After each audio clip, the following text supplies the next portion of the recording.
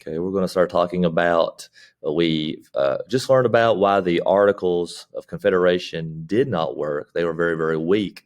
So now we got to figure out how we're going to run this brand new country. Because if we would have stayed with the Articles of Confederation, we would not be nowhere near as strong of a nation as we are today. And there's a good chance we might not even really be the United States today and everything, because it would have been like having 13 little countries. We may have broke off and been a lot like Europe and everything. So today we're going to be looking here at the new Constitution. Now, with George Washington here, okay, some things here about George Washington you need to know, and this is that PowerPoint that you've got. We need to know that he was the president of the Constitutional Convention. They're going to bring him up here, so as they try to figure out and redo this government, they want somebody to be in charge that people respect, people know, and George Washington is that guy. People loved him, they respected him. So now he's not president of the United States, he's just in charge of this group. So think of this group, this convention, as like Congress. It's a group of people going to meet together, and it's similar to what we did with the Declaration. So they're going to meet, try to figure out how to, they were originally going to just redo and revise the articles, but they decided to scrap it and come up with a whole new constitution, okay? And with the new constitution, James Madison, so if you look here on this screen, anything that you see in bold, you need to highlight, okay? We need to know that he is the author or the primary author of the Constitution. Where Thomas Jefferson wrote the Declaration, James Madison wrote the Constitution. He's also the daddy of our Constitution, okay, the father of our Constitution. So that's a nickname that he has got. Now, James Madison, bless his heart. If you look there, don't look at the hair, look at his face. Look how young he looks, okay? That was drawn in his 30s, okay? And his hair is white, not because it's turning white, it's because he's putting white powder on his hair to make himself look old. Because the dude looks like he's 12, even when he's 30. So he's trying to look older so he gets more respect, things like that. Now, James Madison will later on become one of our presidents. He's president number 4. He has the record as being our smallest president. He was 5'4", 100 pounds. Yeah, dude was a little one. He's a small one, okay? And he's going to be the one who writes most of our Constitution. So looking here at some of the issues that we've got with our this new Constitution, we'll have this convention here. So if you look here at this screen here, there's going to be 2 different plans that's going to be brought up, okay? You've got the Virginia plan and the New Jersey plan. So for the Virginia plan, and right above Virginia plan, right here in this little area, I want you to, if you've got your computer and you want to type it, you can type it right here. I want you to write down the word large states. If you've got a paper copy of this, write down right above the word Virginia plan, large states. For New Jersey plan, let's type right here, small states, okay? Or you can write it right here above it. You can write it right here beside it, small states. So we got large state plan, small state plan. So let's look here at the Virginia plan. It's a plan calling for a strong national government, proposed 3 branches of government, a 2-house legislature, a chief executive chosen by the legislature, a court system. They wanted both houses of Congress to be based on population, okay? So what you need to know is, let's highlight strong national government, 3 branches of government, 2-house legislature, all the way down to where it says based on population. So what I've got highlighted here, that is what you need to highlight. So under the articles, the national government was weak. This government, they want powerful, strong, like me with the muscles and everything. So it's okay. Some of y'all are get jealous. I get you. They wanted 3 branches of government, okay? A legislative branch, an executive branch, a judicial branch. Legislative branch is what they had under the articles. That's Congress. Executive branch would be the president. Judicial branch would be a court system, judges. They wanted the chief executive or the president to be chosen by Congress. Now, we've been talking about this presidential election here in 2020, and we know that we ought to know that the people really don't decide. It's the Electoral College. But they use our votes in the states to determine who wins Tennessee, who wins Georgia, who wins California, who wins Florida. So our vote is important for our state. So it's based on our vote to get the vote for the state, for the Electoral College. Under the Virginia plan, Congress would decide. That's not what we do today. They want a court system. They also think that everything should be based on population. So today, if everything was based on population, think about which states would be more powerful. It'd be California, Texas, Florida, New York, Michigan, Pennsylvania, Illinois. So states like North Dakota, New Hampshire, Alaska, Hawaii would have really no say and no power. So one thing with the Electoral College that's a positive, it gives every state some power in determining the president. If it was based on population, your large states will determine everything. So that's the Virginia plan. Large states like it, okay? So let's look here then at the New Jersey plan. It says it's a plan where the legislature would have one house, each state got one vote. That's what they did under the Articles.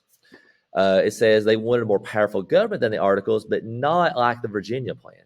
They wanted each state to be equal no matter the size. So I want you to highlight this first sentence I got, a plan where the legislature and the House get one vote, okay? So this first sentence.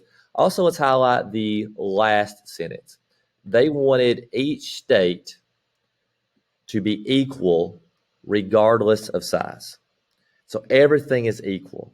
But now, again, it's kind of hard to argue that. Should North Dakota, with 700,000 people, be equal to California with 30 million people?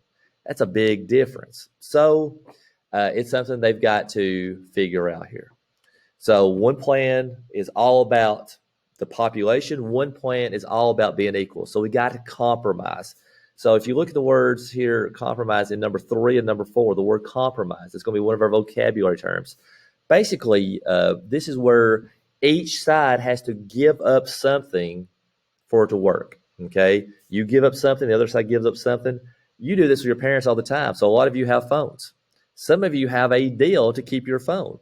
You got to have good grades. You can't get in trouble. Maybe you've got to do chores. There's something that you have to do. So let's say you get in some sort of trouble, they may take your phone away from you. So the compromise is you do whatever it is, you don't get in trouble, you keep your phone. So let's look here at these two big compromises here. 3 of the great compromise, and I do want you to highlight everything for number 3, okay? The great compromise is what the large states, the small states come up with that they can get behind. They don't love it, but it works, okay? And this is what we have today. So, we get a 2-house legislature. Today, we have the House of Representatives and we have the United States Senate. So we have a 2-house legislature in Congress. And it says here in parentheses, the upper house gets 2 members per state. Today, that's the United States Senate. Every state gets 2 senators. Tennessee gets 2, Texas gets 2, North Dakota gets 2. Every state gets 2. That's the upper house. The lower house is the House of Representatives. It is based on population. Tennessee, we have 9. California's got 56. North Dakota's got 1. So it's all based on population. So it's a compromise. 2 houses. 1 is based on population. 1 is based on everybody being equal. All right, that's something that large states can get with, small states can get with. That's great. B, the chief executive or the president is voted on by the people and chosen by the Electoral College. That's what we have as well. And really, I could have added on here, a C is that we have a court system throughout the United States of America, and we have a Supreme Court, which is the highest court in the land. So when we think about our government today, this is what we have. So they agree on this, okay? There's some arguing back and forth. The small states aren't super happy. The large states aren't super happy, but that's a compromise. If you agree on everything, it's really not a compromise. You got your way, okay? Now, probably the most controversial compromise that we've ever had in U.S. history is number 4, okay? The 3/5 compromise. Let's go ahead and highlight the definition here. This compromise is where slaves, if we're going to have one house of Congress that's based on population, and we've got slaves in your state, slaves especially in our southern states. Now, every state had slaves. Keep that in mind. All 13 states have slaves, but there's more slaves down in your Virginia and South Carolina, Georgia, a little bit, some in North Carolina.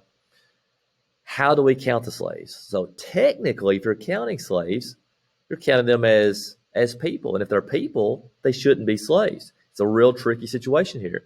So this new convention here comes up with this compromise. And it says that out of every 5 slaves, 3 count as people in the population. So that means 60% of the slaves count as your people. So let's say your state has 100,000 slaves. 60% of 100,000 is 60,000.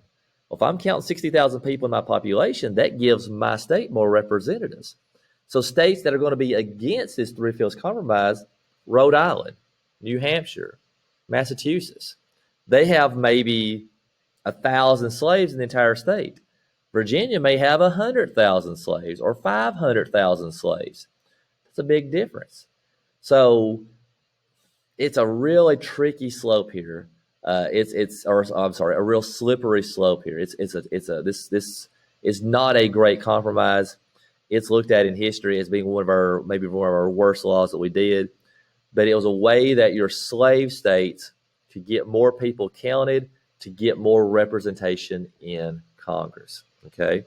Now, we got 2 different groups of people here. We've talked about in the Revolutionary War, we've got a group called the Loyalists and the Patriots. Loyalists were Americans that supported the British. They were loyal to King George. Patriots were Americans who wanted independence, and they were willing to fight for independence. With this new Constitution, we got a group called the Federalists and the Anti-Federalists. Federalists, if you notice there, it starts with the letter F, right? Federalists are F, for the Constitution.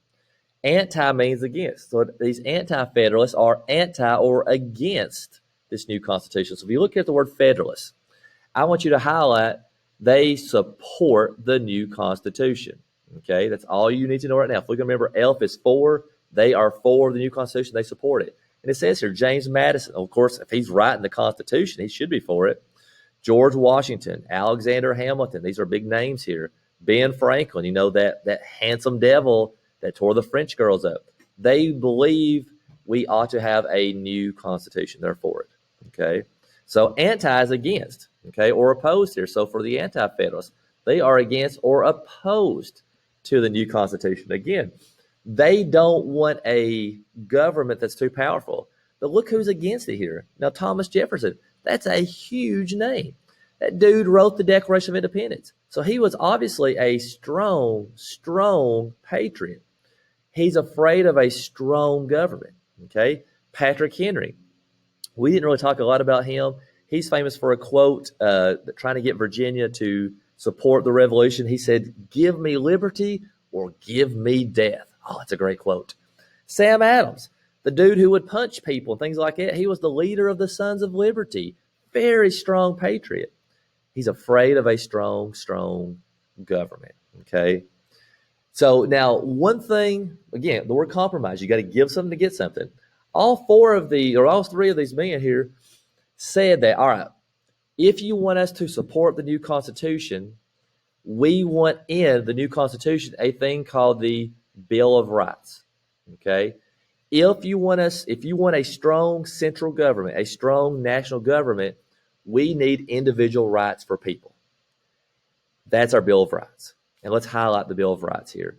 And these are the first 10 amendments in our Constitution. The first 10 are called the Bill of Rights. So we've heard of freedom of speech, freedom of religion, the right to bear arms, okay, the right to a fair trial and everything, and a fair and speedy trial. Those are individual rights that we are guaranteed, okay? And when the Federalists say, you know what, that's a great idea. We got no problem with that. Anti-Federalists such as Jefferson, Henry, Adams get on board. They then support the new Constitution, and it gets ratified, and it goes to all 13 states, and they will approve it. All 13 states will approve it. And it's because we're going to promise to put in the Bill of Rights. So Articles of Confederation are weak. Got to fix it.